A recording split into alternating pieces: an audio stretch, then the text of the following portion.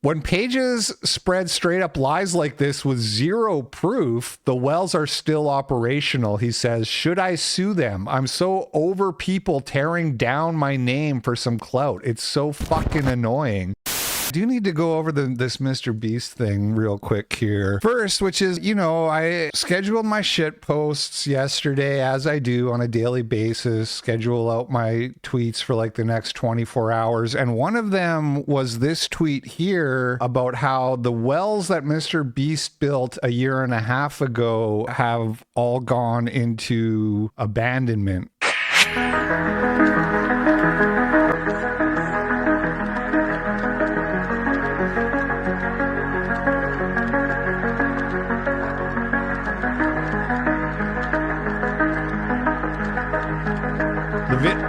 The video claims there that MrBeast provided not only the wells, but training for the maintenance of the wells.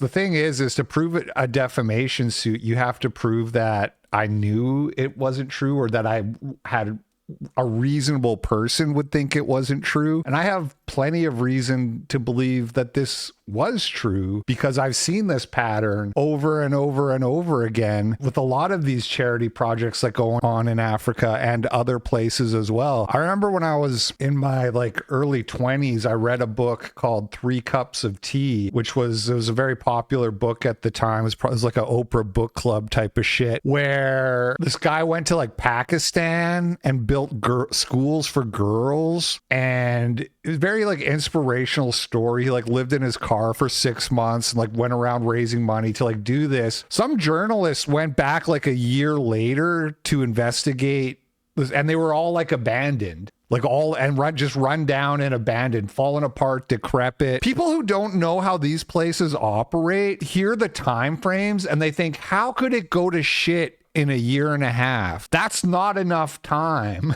And you're just naive about the way these places are. And anyway, look at this. If MrBeast genuinely wants to help Africa, he could redirect his enormous resources and influence towards enabling African solutions rather than importing Western ones. That's a real quote, by the way. She really said that about him building the wells. What are the African solutions? If the African solutions existed, you wouldn't have to go there and build wells for them. So this guy here said, if there were African solutions, MrBeast wouldn't have needed to go there in the first place. How can help such a helpless people? They can't even figure out how to live near water. This is almost like word for word what I said a couple weeks ago in my review of Camp of the Saints. Word for word, I said the exact same thing. Like, you wouldn't need to go there in the first place if they knew what they were doing. And Jean Raspel goes to great detail to describe all the sort of fine aspects of this guy's living situation, the craftsmanship with which his furniture is built, the refined palate in the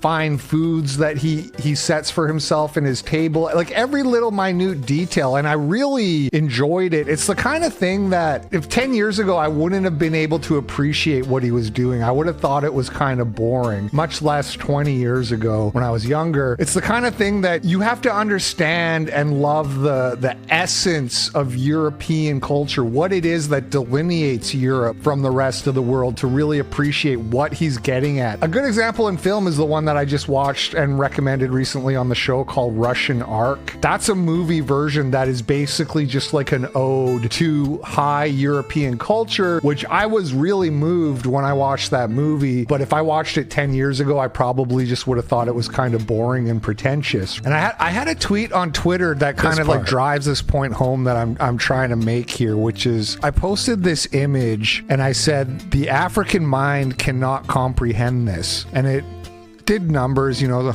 over 500,000 views. A lot of the commentary on this tweet, though, was that they were like, what do you mean, Jello? And people would actually like argue by like posting proof that they have Jello in Africa and shit like that. And it's like, man, you guys are totally missing the point of what I was trying to say. It's about...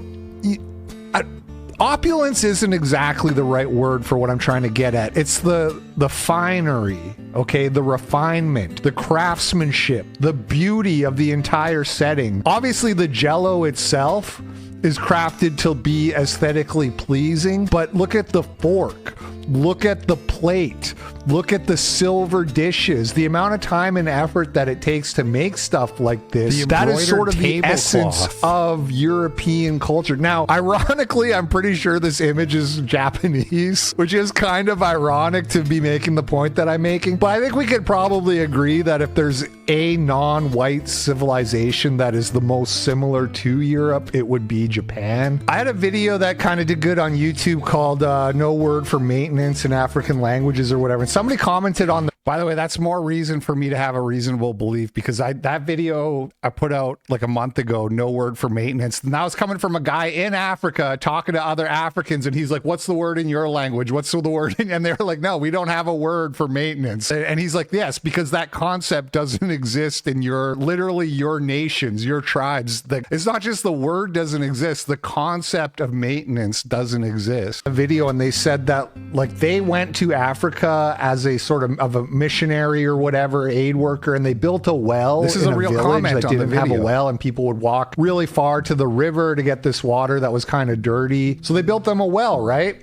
They left. The guy came back like 2 years later and they weren't using the well. They were walking to the river to get the water. And he asked why. And they said a goat fell in the well and the water went bad. And so that really kind of explains it all, right? You have the African mind is the path of least resistance, of least effort to be made. So pulling the goat out of the well would require more effort than just walking to the river to get water if you're talking about doing each of those things one time, right? Obviously, pulling the goat out of the well would, in the long run, pay massive dividends in how much time and effort it would save you in the future. But if they were capable of understanding that to begin with, you wouldn't have to go there to build them a fucking well, would you? So when you're talking about people who can't put time and effort into making their futures better and easier, then imagine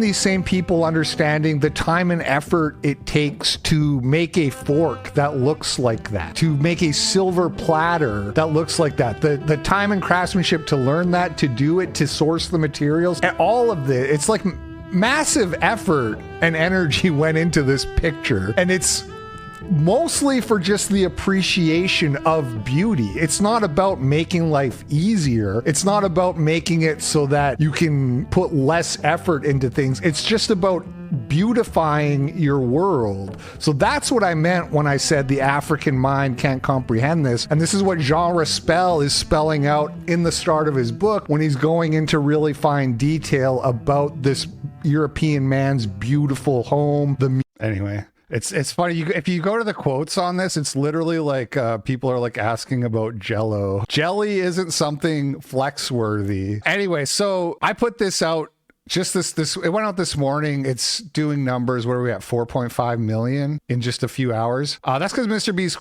tweeted me and quote tweeted me. This guy said, "I'm learning not to support these causes. The best ones I've heard about is Heifer Project, but even then, do they just kill the cows or do they actually learn how to raise cattle?" So this is a project where they give Africans cows so that they can start farms, so that they can be self-sufficient, right? Give an African a steak, he eats for a day. Give him a cow and teach him how to farm, he eats forever, right? Well, no, actually, because they do just kill the cows and eat the cows. This is a story from last month about a community that was given 30 cows and slaughtered them all immediately to have a big feast. But so MrBeast replied and he says, "You're spreading false information. Below is what I replied to the other person spreading this false info. Please stop lying about my philanthropy. It will make it harder for me to save lives in the future." And then here's his reply to whoever else, somebody else posted this on Twitter before me, I guess, 9 hours ago. "Random person makes a brand new TikTok account, makes a video that's a straight up lie about the wells I built, and now you're all falling for it. This is not a real news site. This is a random brand new TikTok account cosplaying as one. I'm so over being defamed. How are you being defamed? How are you responsible even for what the Africans do after you give them something? It's weird that he tries to frame this as he's being defamed when the takeaway of the message is that you give stuff to Africans and they don't take care of it. I'm not sure how that's supposed to defame you. But if you go in the replies, like there's so many people being like, you got to sue this nigga, sue his ass. And then if in the quote tweets as well, you'll see Mr. Beast. When pages spread straight up lies like this with zero proof, the wells are still operational. He says, should I sue them? I'm so over people tearing down my name for some clout. It's so fucking annoying. Again, I don't understand why you think this reflects personally on you. It clearly was not the intent for that. But yeah, so, and then of course there's like tons of people just being like, yeah, sue him, destroy him. So I went in and I added allegedly.